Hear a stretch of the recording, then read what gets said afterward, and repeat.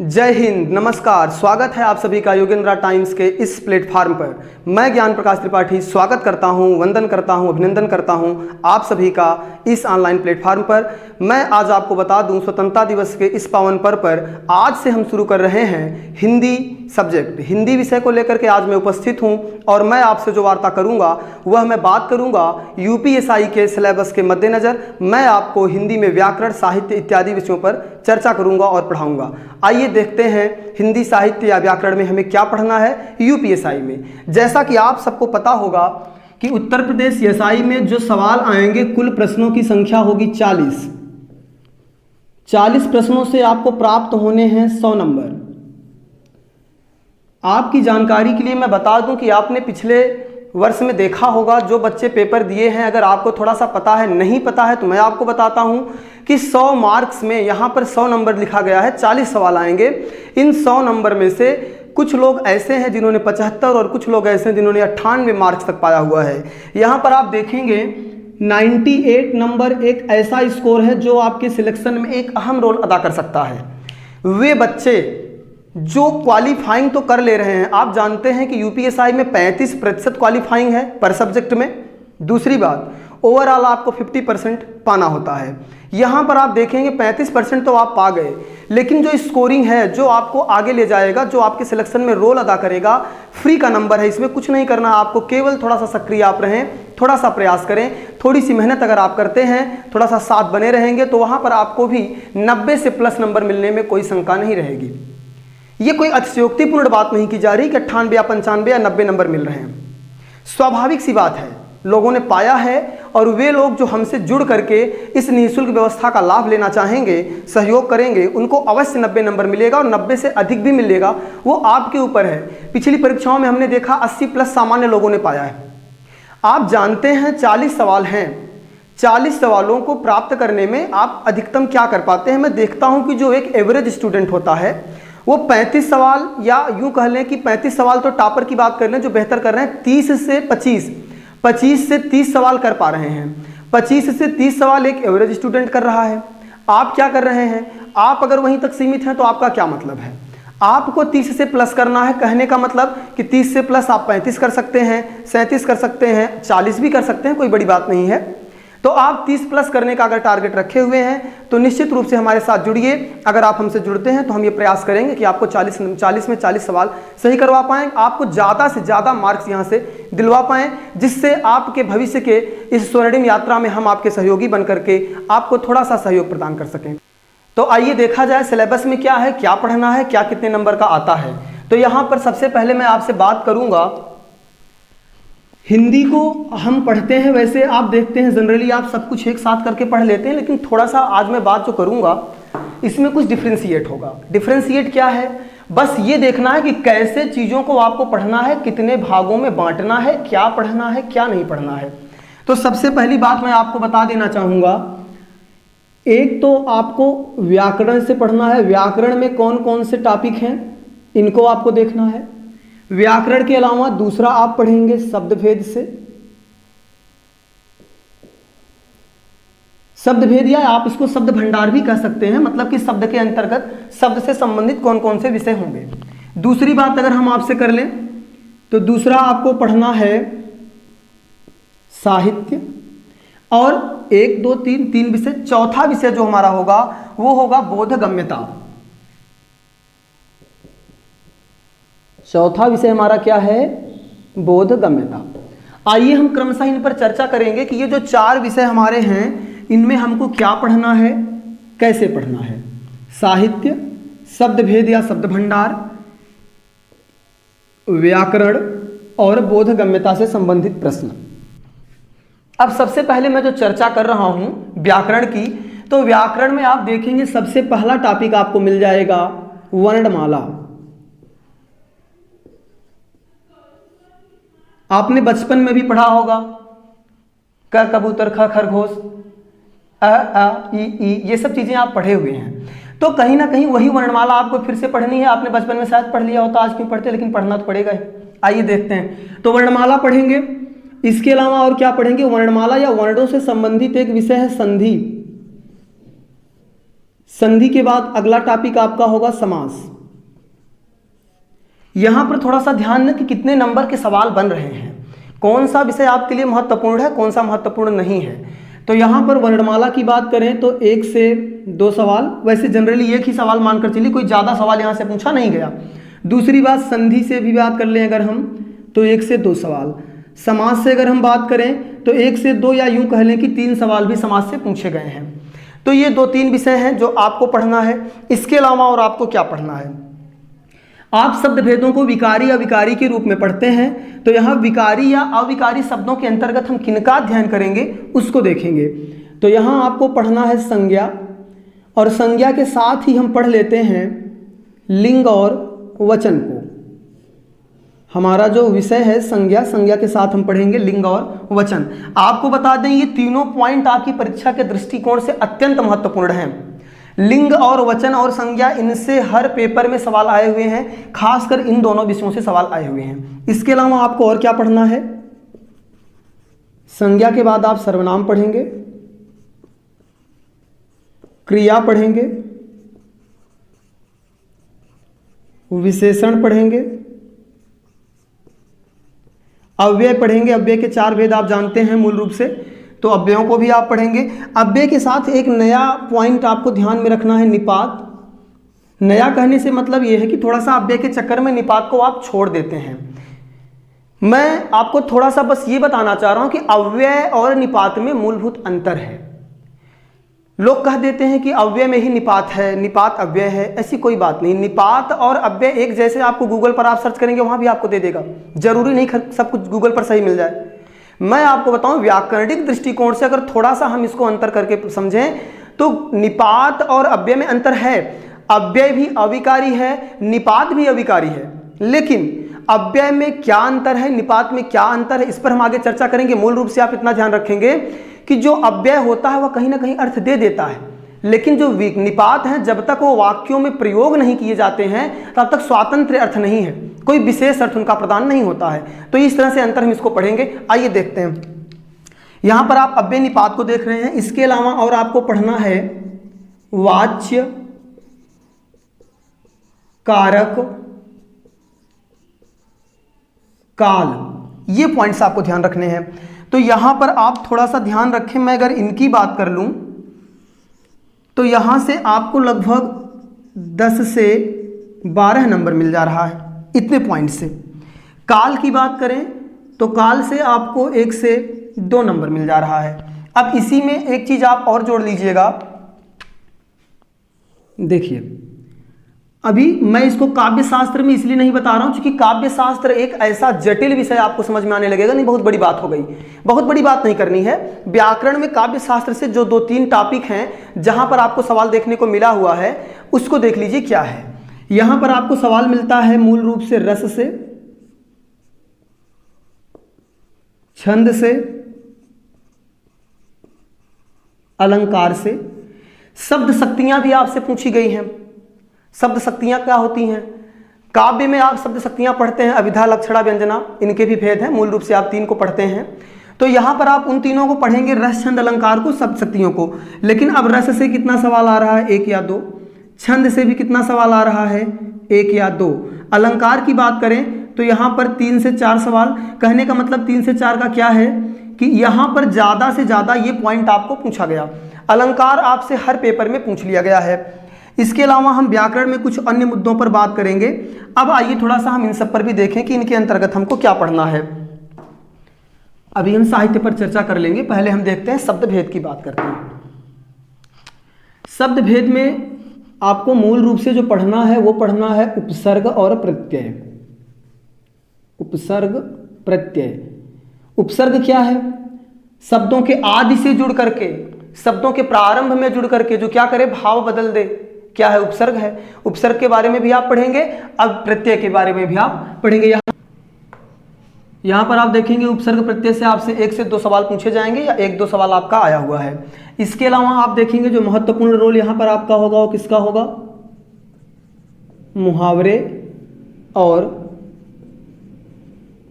लोकोक्तियां। इनका 3 से 4 सवाल आया हुआ है। कहने का मतलब ये आपके लिए अत्यंत महत्वपूर्ण हो जाता है। दूसरा यहाँ विषय क्या है, शब्द भेद में आपने पढ़ा होगा पर्यायवाची। पर्यायवाची क्या है? पर्यायवाची का मतलब ये होता है, बस इतना समझिए, आपका नाम मान लीजिए यहाँ पर कुछ और है, गिरिजा प्रसाद सिंह, घर पर आपको चिंटू, मिंटू, पिंटू, सिंटू, रिंटुआ, सिंटुआ, चिंटुआ कह दिया जाता है। आप थोड़ी ना बदल गए, आप ही हैं। वही बात है, पर्यायवाची में कुछ और है नहीं। सूर्य को आप रवि, भानु, भास्कर, दिनकर, दिवाकर, प्रचंड कुछ भी कह लीजिए, सूर्य सूर्य है। भाव नहीं बदल रहा है, पर्याय नहीं बदल रहा है, वाचन क्रिया बदल जा रही है, बोलने की शैली बदल जा रही, भाव नहीं बदल रहा है। जहां पर भाव नहीं बदल रहा है, केवल नाम बदल जा रहे हैं, उच्चारण परिवर्तित हो जा रहा है, क्या है? पर्यायवाची। पर्यायवाची विलोम। विलोम में आपने बहुत पढ़ा होगा, राजा का रंक, राजा का रानी तो नहीं पढ़े, विलोम पढ़ेंगे। विलोम में आप देखते हैं जंगम, स्थावर इत्यादि। तो यहाँ पर आपको 1 से 2 सवाल देखने को मिलेगा। पर्यायवाची, विलोम, मुहावरे, उपसर्ग, प्रत्यय। दूसरी चीज आप ध्यान रखेंगे, यहाँ पर आपको क्या पढ़ना है? तत्सम और तद्भव। आप शब्द भेद में क्या पढ़ेंगे? तत्सम, तद्भव। मैं आपको बहुत क्लियर कर देना चाह रहा हूं, कुछ लोगों के मन में कई सवाल आ रहे होंगे। एक पॉइंट आप यहां और देख लीजिए, फिर हम आपको बताते हैं। एक पॉइंट आप यहां देख लीजिए, वाक्यांश के लिए एक शब्द, वाक्यांश के लिए एक शब्द। इनसे बात करें तो इनसे भी 1 से 2 सवाल और इनसे भी 1 से 2 सवाल, मूलतः आपसे इतने प्रश्न पूछे जा रहे हैं। अब यहां पर आप देखिए, ये शब्द की मैं बात कर रहा हूं, आप कहेंगे भैया शब्द तो बहुत कुछ है। जैसे आप देखेंगे श्रुति सम भिन्नार्थक शब्द, अंश, अंश, तो अंश माने हिस्सा, अंश माने कंधा। यहां पर आप देखेंगे शब्द बोलने में तो एक जैसे हैं, अर्थ अलग अलग हैं। तो श्रुति सम भिन्नार्थक शब्दों की चर्चा भी आपसे करूंगा, लेकिन मूल रूप से सिलेबस में आपको पढ़ना क्या है, मैं उसकी बात कर रहा हूं। दूसरी बात मैं आपको बता दूं कि सवाल पूछा कहां से गया, जरूरी यह है। शब्द भेदों की बात करूं, मैं आपको बता दूं कि शब्द भेदों में आप उत्पत्ति के आधार पर पढ़ेंगे, व्युत्पत्ति के आधार पर पढ़ेंगे, रचना या बनावट के आधार पर पढ़ेंगे। तो ये सारे आधारों पर आप पढ़ते हैं। उत्पत्ति के आधार पर आप देखेंगे तत्सम, तद्भव, देशज, विदेशज। विदेशज में आप देखेंगे चीनी, पश्तो, पुर्तगाली, अरबी, फारसी, अंग्रेजी, डच इत्यादि। तो आप यहां पर कई तरह के शब्दों की बात कर रहे हैं, लेकिन सवाल आपसे ज्यादा क्या बना? सवाल ज्यादा यहीं से बना हुआ है, लगभग यही सवाल पूछे गए हैं आपसे।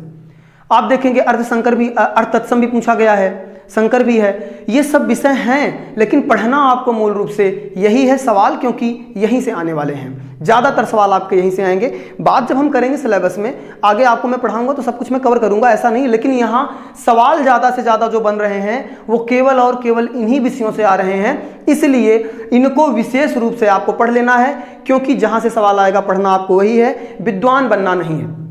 आपको मैं एक बात बता दूँ, मेरे पिछले वर्षों का जो अनुभव है, 3-4 सालों का, जो भी मैं पढ़ा रहा हूं ऑफलाइन में, अब मैं आपके सामने उसको लेकर के उपस्थित हूं।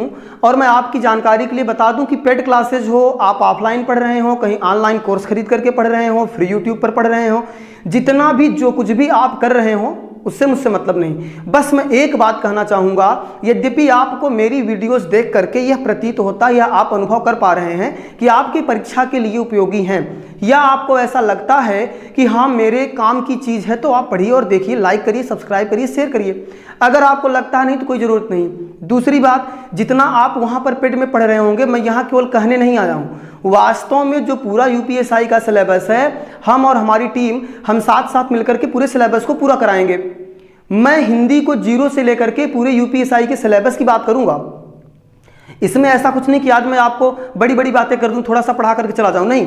जब मैं पढ़ाऊंगा तो जितना कुछ भी है, जो भी आपके सिलेबस में है, सारे पॉइंट्स को एक एक करके मैं क्लियर करता चलूंगा और सब पर आपसे मैं चर्चा करूंगा। बस अगर आप इस निःशुल्क व्यवस्था का लाभ लेना चाहते हैं तो आप सहयोग करते रहिए, जुड़े रहिए, लगे रहिए। आपको हम उतना दे देंगे यहाँ से जितना आप पेड में नहीं पाए होंगे, इस बात का मेरा वादा है। और पूरे आप आत्मविश्वास के साथ मैं ये बात आपसे कह रहा हूँ। मैं और मेरी टीम आपके लिए समर्पित रहेंगे, बस केवल थोड़ा सा आपके सहयोग की आवश्यकता है और यही आकांक्षा है। आइए आगे समझते हैं। यहाँ हमने देख लिया था शब्द भेद, इसमें 2-3 विषय और भी हैं। मैं बोधगम्यता की बात अभी कर रहा हूँ, लेकिन बोधगम्यता को जानने से पहले यहाँ पर आप एक बात और देख लीजिए। बोधगम्यता में जो चीज़ें आएंगी, लेकिन इसमें यहाँ पर आपको एक चीज़ ध्यान रखना, वर्तनी। वर्तनी को आप यहाँ पढ़ते हैं और वाक्य शुद्धि अशुद्धि को आप बोधगम्यता में देखेंगे। इसके अलावा और क्या करना है, अभी मैं इन पर और भी बात करूंगा, पहले इधर आइए देख लेते हैं। ये बोधगम्यता यहाँ लिखा हुआ है, आप देखिए मैं यहाँ लिख दे रहा हूँ, थोड़ा सा स्पष्ट हो जाएगा। बोधगम्यता का मतलब क्या है? बोधगम्यता से केवल इतना मतलब है कि जो कुछ भी हिंदी आपने सीखी, चपरासी बनने जा नहीं रहे, बनने जा रहे हैं दरोगा, और दरोगा बनने में आपको हिंदी आना आवश्यक है, वो भी अच्छे से, क्योंकि आपका प्रदेश जो है हिंदी भाषी प्रदेश है। तो ऐसी स्थिति में बोधगम्यता का मतलब ये है कि हिंदी में जो लिखा गया है उस हिंदी को क्या समझ पाने की क्षमता आपके अंदर है। यद्यपि है तो आप उस योग्य हैं या नहीं हैं। यहाँ पर आपकी योग्यता का परिचय लेने के लिए वो क्या कर रहे हैं, बोधगम्यता से सवाल दे रहे हैं। देंगे क्या, जरा उसको देखते हैं। बोधगम्यता में सबसे पहली बात आप ध्यान रखेंगे, क्या पूछा जाएगा आपसे? क्रमबद्धता। क्रमबद्धता क्या है? क्रमबद्धता में आपको दो चीजें ध्यान रखनी है। क्रमबद्धता का मतलब आपने अंग्रेजी में अगर ध्यान दिया हो या ज्यादा समझ में आ जाए आपको, सेंटेंस रीअरेंजमेंट। वाक्य दिया रहेगा, एक बड़ा सा वाक्य है जिसके कई टुकड़े कर दिए गए हैं और उन्हीं टुकड़ों को आपको क्रम में व्यवस्थित करना है। अब वो दे देगा क ख ग घ करके पार्ट में या A B C D E F करके पार्ट में, टुकड़ों में बांट दे रहा है। उसी वाक्य को कई टुकड़ों में बांट करके आपको दे दिया जाएगा, कह दिया जाएगा कि इसको आप सेट करिए। पहली पॉइंट तो पहला बात ये। दूसरा, ये गद्यांशों को भी व्यवस्थित करने के लिए दे देता है, कभी कभी छोटे छोटे गद्यांश दे देगा, उनमें आपसे सवाल बना लेगा। यहां पर क्रमबद्धता शायद आप समझ गए। दूसरी बात देखिए, गद्यांश। आपके सिलेबस में आपको मिलता है अपठित गद्यांश, सिलेबस में आपको मिलेगा अपठित गद्यांश। तो अपठित गद्यांश अनसीन पैसेज से सवाल कितने आए हुए हैं? कहीं कहीं पर 4 से 5 सवाल पूछ लिए गए हैं और कहीं कहीं पर 4 या कहीं 5। यहां देखिए क्रमबद्धता की बात मैंने की थी, क्रमबद्धता कहीं कहीं पर आया, कहीं कहीं पर नहीं आया। तो जिसके पेपर में क्रमबद्धता वाला सवाल नहीं आया है उसके पेपर में क्या आ गया है? वाक्य शुद्धि। क्या दे दिया गया है? वाक्य शुद्धि। ध्यान से समझिए बात को, यहां मैं बात कर रहा हूं वाक्य शुद्धि की। यहां पर या तो 1 से 2 सवाल आ गए, यहां पर 1 से 2 सवाल आ गए, या तो ये आया या तो ये आया। दूसरी बात यहां देखिए मैंने लिखा है आपका वर्तनी। वर्तनी को अंग्रेजी में स्पेलिंग कहा जाता है, हिंदी में आप वर्तनी कह रहे हैं। और दूसरी बात आपको बता दूं, उर्दू में इसे हिज्जे कहा जाता है। लेकिन यहां पर आप देखेंगे कि वर्तनी व्याकरण के अंतर्गत आप पढ़ रहे हैं, यहां पर वाक्य शुद्धि, इन दोनों में से कोई एक सवाल बना दिया जा रहा है। तो मूल रूप से सवाल यहां पर आपसे इतने बनाए जाएंगे और बोधगम्यता में कुछ एडिशनल आपको नहीं करना। बस अगर आप इतना कर लेते हैं तो आप मान करके चलिए कि लगभग चीजें आपकी क्लियर हो जाएंगी। थोड़ा सा आप यहां ध्यान रखेंगे कि आपका ये 1 से 2 सवाल यहां से आएगा। अगर यहां से नहीं आ रहा है तो जिस पेपर में क्रमबद्धता नहीं आई वहां पर क्या आ गया? वाक्य शुद्धि आ गई थी। दूसरी बात, हमने बोधगम्यता पर चर्चा कर ली। सबसे पहला पॉइंट हमने यहां पर देखा, व्याकरण से क्या आ रहा है, शब्द भेद से क्या आ रहा है, बोधगम्यता से क्या आ रहा है। और अब हम बात करेंगे कि साहित्य का इसमें क्या रोल है। साहित्य पर बात करने से पहले मैं आपको थोड़ी सी एक बात बता दूं। सबसे लेटेस्ट पेपर यूपी पीआरपीबी का जो हुआ है वो है जेल वार्डन का। और जेल वार्डन के इस पेपर में अगर आप देखेंगे तो आपको देखने के लिए मिलता है कि जेल वार्डन के इस परीक्षा में ज़्यादा से ज़्यादा सवाल कहाँ से बने हैं? साहित्य से। वर्णमाला जो टॉपिक है वहाँ से सवाल आया नहीं। अब साहित्य से अगर सवाल आ रहा है तो कहीं ना कहीं साहित्य आपका अहम रोल निभाएगा। साहित्य, शब्द भेद, ये 2 टॉपिक ऐसे हैं जहाँ से सवाल बार बार पूछा जा रहा है। साहित्य जब आप देखते हैं अपने पाठ्यक्रम में जो आपका सिलेबस दिया गया है वहाँ पर आपसे साहित्य के बारे में कहा गया कि रचना एवं रचनाकार, पुरस्कार, विविध, हिंदी भाषा में दिए जाने वाले पुरस्कार, तथा एक टॉपिक दे दिया गया है विविध। थोड़ा समझिए इस बात को। अब हम बात करें अगर रचना या रचनाकार की, तो रचना या रचनाकार को पढ़ने से पहले मैं आपको बता दूं कि जब हम साहित्य पढ़ते हैं तो साहित्य का सबसे पहले हम क्या पढ़ेंगे? काल विभाजन। हम क्या पढ़ेंगे साहित्य में? काल विभाजन। और जब आप काल विभाजन पढ़ेंगे तब यहां पर आप किसको पढ़ लेंगे? रचना और रचनाकार को। इसी में आ जाएगा। दूसरी बात आपको मैंने बता दिया, पुरस्कारों से भी सवाल यहां पर आए हुए हैं। इसके अलावा एक विषय आपका मिल जाता है विविध। तो जरा सा इस बात को समझिए। यहां से ओवरऑल अगर मैं बात करूं तो 4 से 5 नंबर मैं यहां लिख दे रहा हूं कि यहां से 4 से 5 नंबर आपका साहित्य से मिलेगा आपको। ठीक है, ध्यान रखिएगा। अब हम अगर बात करें साहित्य की, मैंने कहा सबसे पहले काल विभाजन आपको पढ़ना है। जब हम काल विभाजन की बात करेंगे तो काल विभाजन को पढ़ने से पहले मैं थोड़ी सी आपसे चर्चा करूंगा कि हिंदी साहित्य इतिहास लेखन परंपरा की बात, कि साहित्य जो बना, साहित्य लेखन की परंपरा का शुरुआत कौन की करता है, कहाँ से शुरू होता है। मैं आपको बता दूं, हिंदी साहित्य इतिहास लेखन परंपरा का प्रारंभ सर्वप्रथम फ्रेंच विद्वान जिसका नाम होता है गारसा दतासी के द्वारा किया गया। और उन्होंने क्या लिखा? उन्होंने लिखा इस्तवार दला लिटरेच्यूर एंदुई ए हिंदुस्तानी नामक ग्रंथ। और इस ग्रंथ में उन्होंने क्या किया है, ये बताने का प्रयास किया है कि हिंदी साहित्य क्या है। लेकिन मूल रूप से ये व्यक्ति उर्दू का था, उर्दू का कवि या लेखक होने की वजह से उर्दू का प्राध्यापक है, तो इसलिए इसने क्या किया, उर्दू के कवियों को रखा। लेकिन अगर बात हिंदी की आती है तो सबसे पहला इतिहास ग्रंथ मतलब सूत्रपात किया इन्होंने। आपसे सवाल बन जाएगा कि हिंदी साहित्य इतिहास लेखन परंपरा का सूत्रपात कौन करता है, तो गारसा दत्तासी ने किया है। दूसरी बात, विद्वान व्यक्ति है लेकिन कहाँ का है, भारत का नहीं है। अब हम बात करें कि भारतीय व्यक्ति भारतीय भाषा में करने वाला कौन है। आपने पढ़ा होगा शिव सिंह सेंगर, शिव सिंह सरोज ग्रंथ लिखते हैं, उसमें बताते हैं कि हिंदी भाषा में हिंदी के कवियों की बात कर रहे हैं कि हिंदी के कवियों के द्वारा क्या लिखा गया, क्या बताया गया, वो वहां पर उसकी व्याख्या करते हैं, ऐतिहासिक ग्रंथ है। फिलहाल मैं आपको बता दूं कि आचार्य रामचंद्र शुक्ल ने जब किताब लिखी अपनी, तो उन्होंने अपने ग्रंथ को लिखते समय एक टिप्पणी कर दी। टिप्पणी उन्होंने ये किया कि जो भी ये इतिहास ग्रंथ जिनकी मैं बात कर रहा हूं, इन्होंने इनको इतिहास ग्रंथ की मान्यता प्रदान नहीं की है। जब हम इतिहास पढ़ेंगे या साहित्य पढ़ेंगे तब हम चर्चा वहां करेंगे। दूसरी बात, काल विभाजन की बात करें, काल विभाजन में आपको बता दूं कि आप मूल रूप से पढ़ते हैं आदिकाल, भक्तिकाल, रीतिकाल, आधुनिक काल, इनके भी उपभेद आप पढ़ेंगे, आधुनिक काल के भी भाग आप पढ़ेंगे। तो जब मैं चर्चा करूंगा इन सबको, जब मैं बताऊंगा तो जो रचना है, रचनाकार है, वो सब इसमें आपके आ जाएंगे। दूसरी बात, मैं आपसे चर्चा क्या करूंगा, विधाओं पर। विधाएं क्या है, नाटक क्या है, उपन्यास क्या है, संस्मरण लेखन क्या है, इन सारी यात्रा वृत्तांत क्या है, सारी बातों पर आपसे क्रमशः एक एक करके चर्चा करूंगा। और सबसे मजेदार बात जो है, जो मजा आएगा आपको ये सुन करके, आप अभी तक पढ़ते हैं, आपको समझ नहीं आता यार अर्थ क्या है, समझ में नहीं आ रहा। आपको मैं हर एक तरीके से जितने भी आयाम होते हैं आपको सिखाने के, या मैं यूं कह लूं कि परीक्षा में आपको बेहतर मार्क दिलवाने के, सभी तरीके से मैं आपको बताने का प्रयास करूंगा। और दूसरी बात आपको मैं बता दूं, एक एक पंक्तियों का जहां पर जरूरी होगा, एक एक शब्द के अर्थ की व्याख्या करते हुए मैं चलूंगा। तो साहित्य के लिए आप निश्चिंत रहिए, आपको कोई परेशानी होनी नहीं है। दूसरी बात, यहां पर पुरस्कार की कर लें। पुरस्कार में मैं बता दूं, जो भी पुरस्कार हैं, जो भी महत्वपूर्ण आपके सवाल आए हुए हैं या जिनकी आने की संभावना, उन पर मैं आपसे चर्चा करूंगा।